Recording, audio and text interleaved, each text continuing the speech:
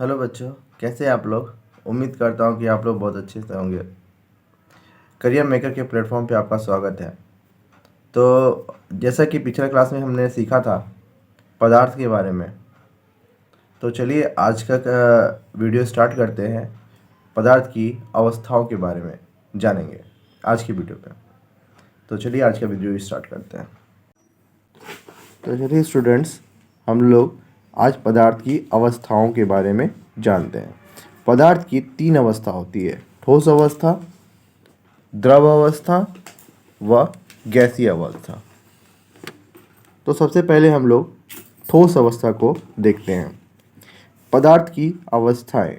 अपने आसपास के पदार्थों को ध्यान से देखें। ये कितने प्रकार के हैं। हम पाते हैं कि पदार्थ अपने 3 रूप में होते हैं: ठोस, द्रव और गैस। पदार्थ की ये अवस्थाएं उसके कणों की विभिन्न विशेषताओं के कारण होती हैं। जैसा कि हम लोगों ने स्टूडेंट्स देखा था कि कणों के गुणों के बारे में, जिसमें कण जो होता है वह छोटे छोटे कणों से बना होता है। पदार्थ जो होता है वह छोटे छोटे कणों से मिलकर बना होता है, और ये कण जो होते हैं वह हमेशा निरंतर गतिशील अवस्था में होते हैं। और हमने क्या देखा था कि ये कण एक दूसरे को आकर्षित करते हैं, जिसमें हम लोगों ने विभिन्न उदाहरणों के द्वारा समझा था। एक उदाहरण हम लोगों ने देखा था इसके बारे में, इदमिस नर्तकों के बारे में, जिसमें ये लोग आपस में कस के एक दूसरे को पकड़े हुए थे। तो हम इसी कणों के आधार पर ही ठोस, द्रव और गैस अवस्था को परिभाषित करते हैं। तो यही इनकी विभिन्न विशेषताएं होती हैं कणों की। अब हम पदार्थ की तीनों अवस्थाओं के गुणों का विस्तार से अध्ययन करेंगे। तो चलिए पहले ठोस अवस्था को देखते हैं। क्रियाकलाप 1.9 में कहा गया है, निम्नलिखित वस्तुओं को एकत्रित करें: पेन, किताब, सुई और लकड़ी की छड़। इन वस्तुओं के चारों ओर पेंसिल घुमाकर इनके आकार का रेखाचित्र बनाएं। क्या इन सभी का निश्चित आकार, स्पष्ट सीमाएं तथा स्थिर आयतन है? इन पर हथौड़ा मारने, खींचने या गिराने से क्या होता है? क्या इनका एक दूसरे से में विसरण संभव है? ये क्वेश्चन है। बल लगाकर इनको संपीड़ित करने का प्रयास करें, क्या इनका संपीड़न होता है? तो स्टूडेंट, इसमें क्रियाकलाप में बताया गया है कि आप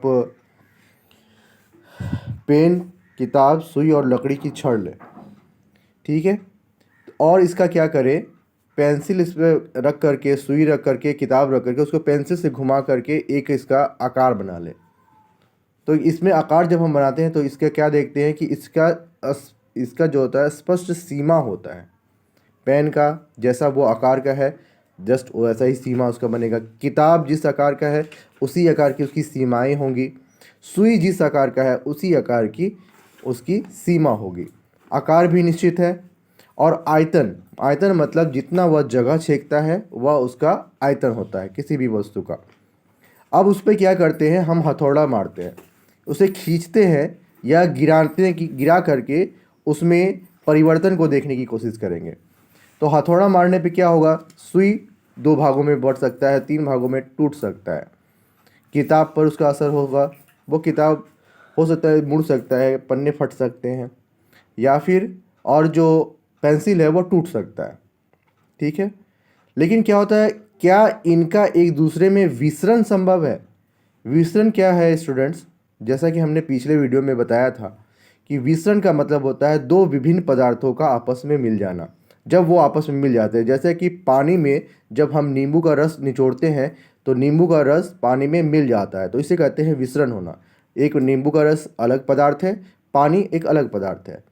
तो पदार्थ की परिभाषा हमने पिछले वीडियो में बता दिया है, आप वो वीडियो देख करके जान सकते हैं। तो ये विस्तृत हो गया, 2 विभिन्न पदार्थ आपस में मिल गए मतलब उनका विसरण हो गया। क्या सुई और पेंसिल को आपस में मिला देंगे तो क्या आपस में ये मिल जाएंगे? विसरण संभव नहीं है। उसी तरह से दूसरा क्वेश्चन क्या कहा है इसमें, बल लगाकर इनको संपीड़ित करने का प्रयास करें, क्या इनका संपीड़न होता है? संपीड़न का मतलब होता है उसमें दबाव लगा करके। जैसे कि गैस को संपीड़ित किया जाता है, और जैसे हम लोग एलपीजी का इस्तेमाल करते हैं जिसमें गैस को दबाव से काफ़ी ज़्यादा दबाव से उसमें भरा जाता है। तो ये संपीड़ित करने का मतलब होता है दबाव, बहुत ज़्यादा अत्यधिक दबाव से उसको दबाना। तो क्या हम अगर पेंसिल को दबाते हैं हाथ से तो उसको संपीड़ित करते हैं तो क्या वह संपीड़ित होता है, दबाव उसमें होता है, दाब वो झेल पाता है। बुक कॉपी को करेंगे दबाव, उसी तरह से सुई का दबाव उसको दबाने का प्रयास करेंगे तो क्या वह दबता है, ये देखेंगे हम लोग। संपीड़न का मतलब होता है दबाव। तो इस तरह से हम क्या देखते हैं, उपरोक्त सभी उदाहरण ठोस के हैं। तो देखिए वह दबा नहीं, पेंसिल को अगर दबाते हैं हाथ से तो वह दबेगा नहीं क्योंकि वह ठोस है। कॉपी के साथ भी वही है, सुई के साथ भी वही है। हम देख सकते हैं कि इन सभी का एक निश्चित आकार है, स्पष्ट सीमाएं हैं तथा स्थिर आयतन है, यानी उसमें संपीड्यता जो है वह नगण्य है, नहीं होती है, ना के बराबर, बिल्कुल नहीं होता है। बाह्य बल लगाने पर भी ठोस अपने आकार को बनाए रखते हैं।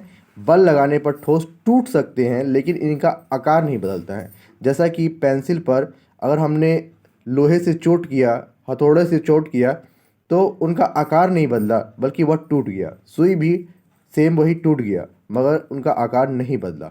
तो ये दृढ़ होते हैं, मतलब ठोस होते हैं, कठोर होते हैं। अब निम्नलिखित पर विचार कीजिए। रबर बैंड को क्या माना जाएगा? जो रबर बैंड होता है, या क्या खींचकर इसका आकार बदला जा सकता है? क्या ये ठोस है? जब हम रबर को खींचेंगे तो उसका आकार तो बदल जाएगा, लेकिन क्या होगा कि और ज़्यादा खींचने पर टूट सकता है।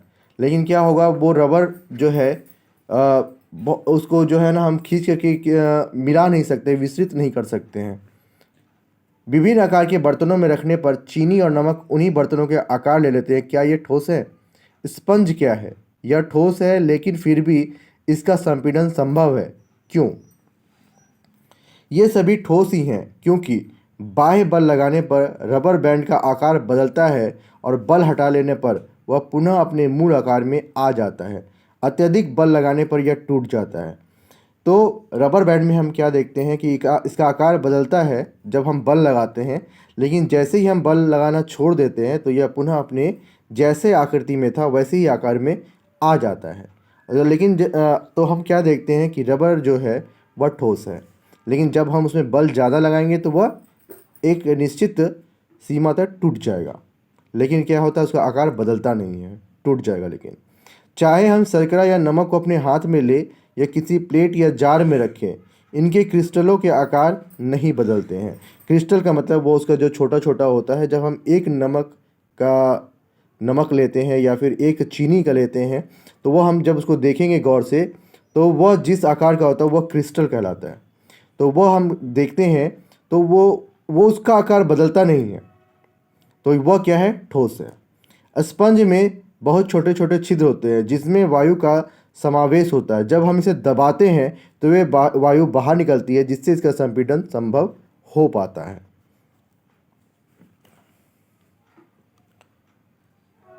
तो ये था हमारा ठोस। इस तरह से ठोस के कुछ उदाहरण थे और हम लोगों ने ठोस के बारे में जाना। तो अगले वीडियो में हम लोग द्रव अवस्था के बारे में जानेंगे। धन्यवाद।